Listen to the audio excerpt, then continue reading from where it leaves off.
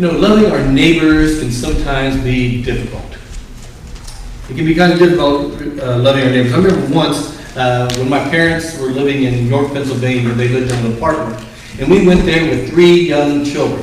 Okay, Trent was probably about 18 months old, and so I don't know what that makes Tristan, Josh, I don't want to do the math. But anyhow, they were a little bit older, but they were still young children. And so we went there to their apartment, and they lived on, I think, the 3rd floor, I think. You remember? I don't know. It was above somebody, though. I do know that, because we were just kind of in the house, and I was playing around with the kids and stuff, and all of a sudden I hear on the floor, thump, thump, thump. And I thought, what on earth is that? And my dad said, you guys need to calm down a little bit. That's the neighbors downstairs. They don't like it when we get too noisy up here. So we had to calm down a little bit, try to get the kids to calm down. But, they were not happy that we were making so much noise. And so as I was preparing for this message, I did a search for neighbor jokes. I just thought, well, let's see if there's any good jokes about neighbors. And I came across these pages that really weren't jokes, but they were notes and letters that people had sent to neighbors because of something that was going on. And to be honest, most of them I can't share with you because they usually had some language that wasn't too church friendly. Let's just put it that way, okay? And so anyhow, but there was one I thought was interesting. Man, he arrived home and he found this note on his door from a neighbor, and it said, "Please do something about the dandelions in your yard." And so he took a picture of what he'd done, and so he put in his yard a sign that said, "Free dandelions, take as many as you like." I got a feeling that neighbor wasn't too happy with the way he solved that problem. But you see, it's hard sometimes for us to deal with our neighbors, because sometimes we're difficult people, and sometimes people were just different, and so we do things differently, and so sometimes it's hard for us to deal with that. And there was a story also about a man who one Saturday morning he was doing a project in his garage, and all of a sudden his son and a friend of his, they were both 12 years old, came in and said, "Hey, Dad, have you met the new neighbors?" And he says, "No." He says, "Well, come on, Dad, you need to meet them." And he said, "Some other time. I'm busy on this project." And he says, "No, Dad, you need to meet them right now."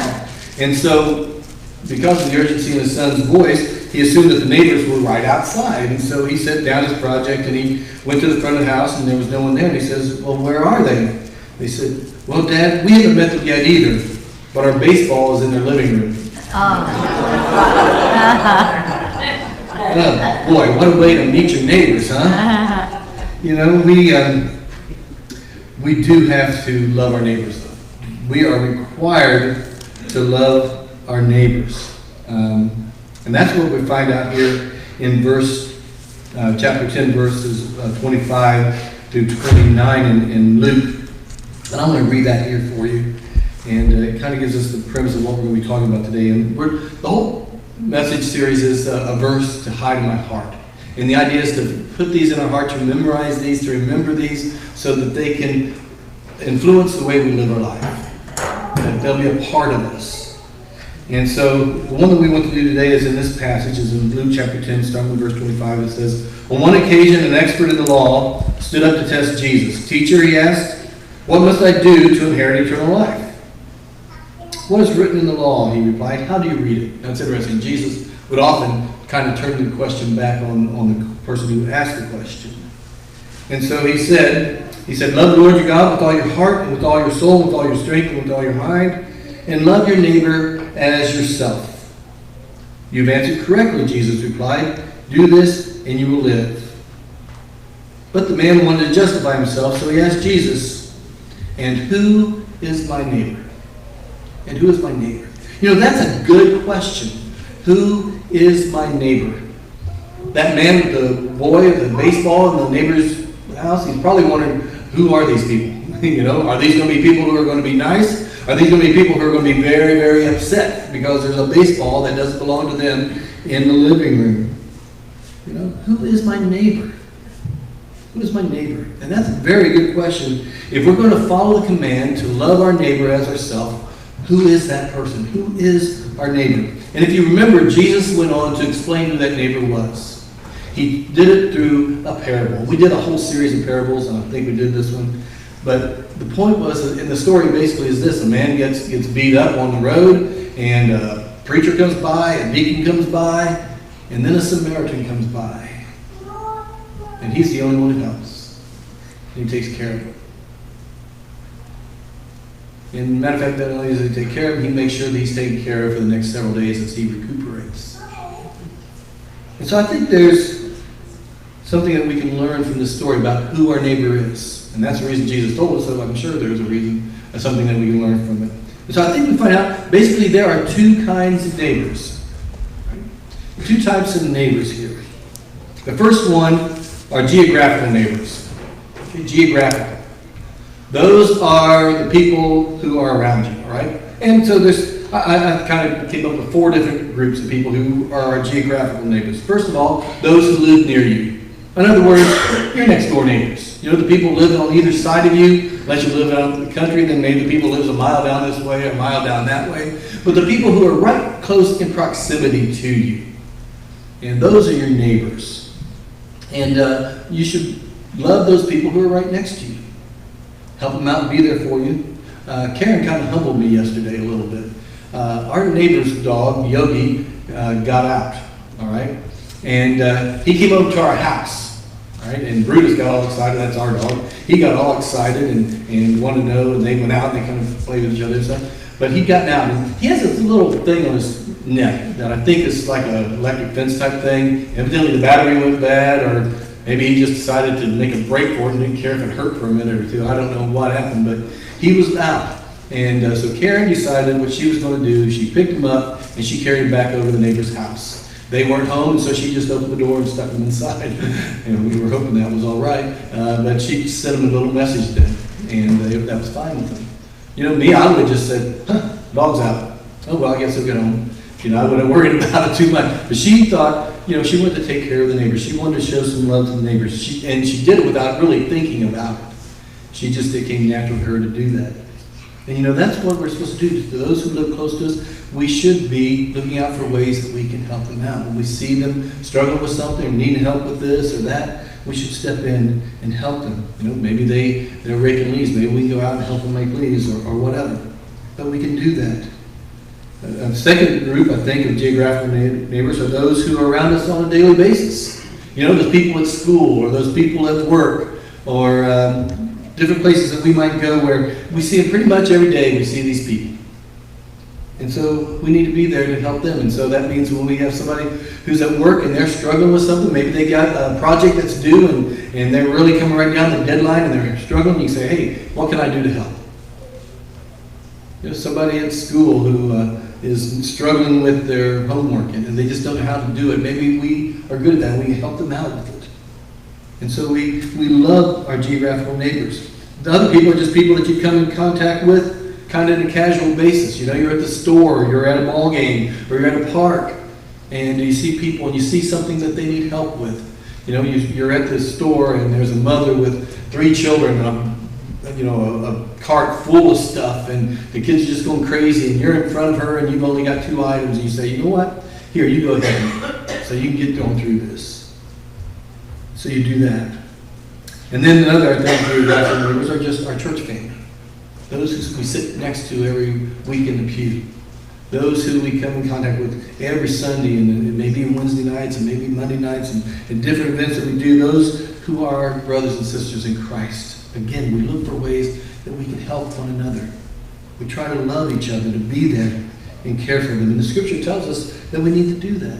It says to help carry our brothers and sisters' burdens. And so we do that. And so that's our geographical neighbors. But there's another type of neighbor I think that we don't think of. I never thought of it, to be honest with you. And that is chronological neighbors. Okay, chronological.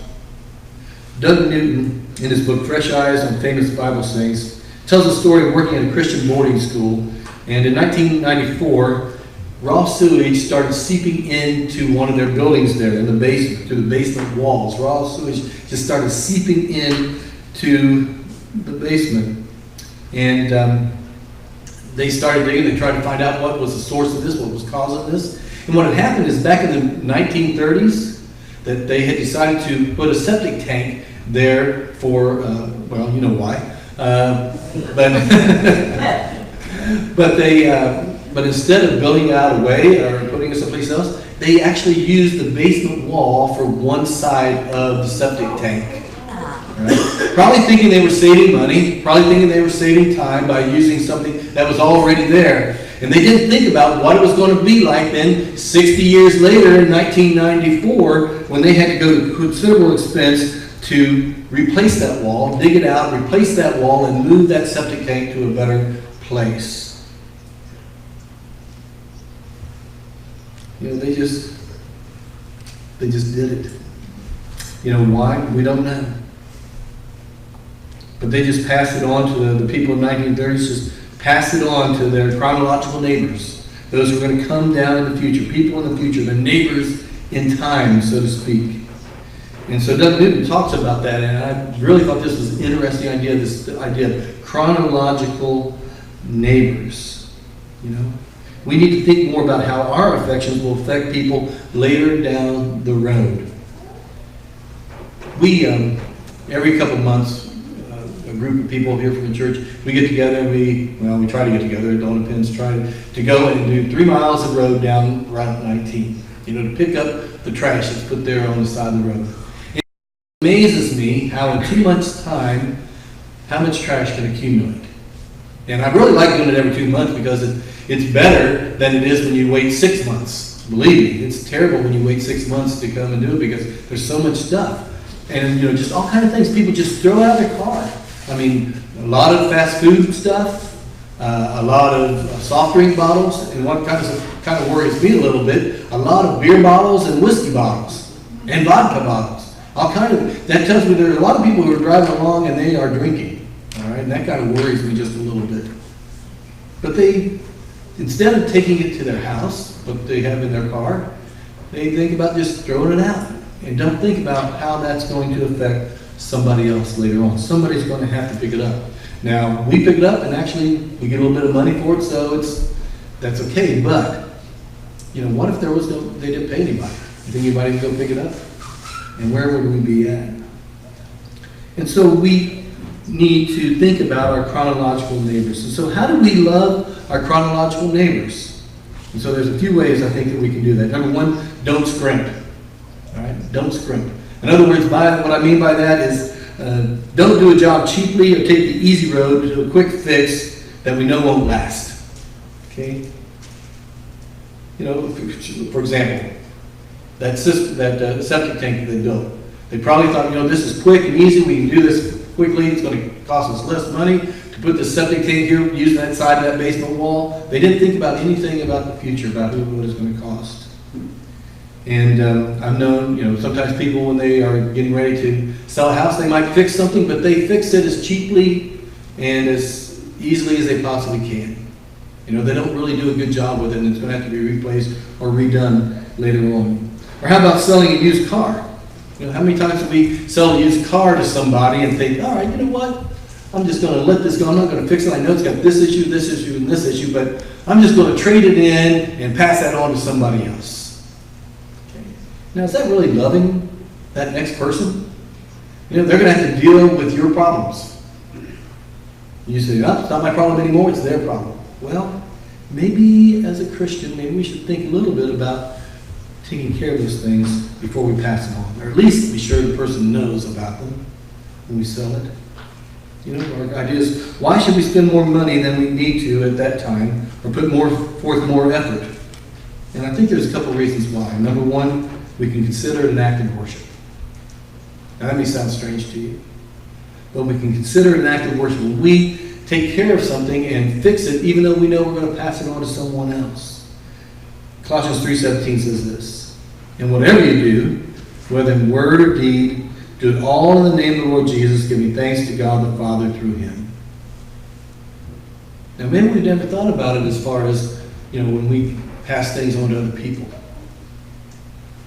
But we need to do a job that is thinking about not just ourselves, but it's loving those people who are going to come in time and let them know that they are loved by God. And maybe they won't even know it or realize it, but God will. And so it is kind of an act of worship to him. We do it in his name for him. then we can also do it as an act of self-sacrifice to honor God. You remember a few weeks ago we talked about denying ourselves and taking up our cross? And by taking up a cross, we meant to sacrifice for someone else's benefit. And that comes with doing things, whether it be our house, whether it be whatever else it is. We're doing it for someone else's benefit. And even, when we go down and pick up the road, we can do that for someone else's benefit. We don't have to necessarily get paid for it. We can also just do that in time. In Deuteronomy 15:10, it said this, "Give generously to them and do so without a grudging heart. Then because of this, the Lord your God will bless you with all your work and in everything you put your hand to." What's interesting about this isn't a passage where he talks about giving to the needy and to helping those who are in need. And one of the things that he says is if somebody needs a loan, give to them. He says, especially if it's within a couple of years of the year where all the debts are canceled. You see, in the Jewish people, among the Hebrews, they had a rule that every 7 years, debts were canceled. Okay? Every 7 years, they canceled your debts. And so a lot of people didn't want to loan money to somebody, if we're a year away from that. I don't want to loan that money because guess what? I may not get all my money back. You know what he says? He says, don't do that. That's evil. That's wicked. We kind of would probably think the other way about that. But he's saying, don't do that. And instead he says, give generously to them and do so without a grudging heart. Then because of this, the Lord your God will bless you in all your work and in everything you put your hand to. And so we do it to honor God,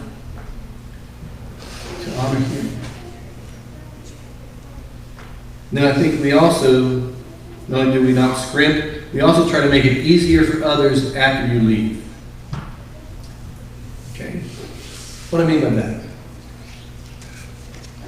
After my grandfather died, my dad's father, after he passed away, my dad and his brothers and sister, they had to go to my grandfather's house. And they had to clean it up. They had to clean it out. My grandfather was a hoarder. Okay?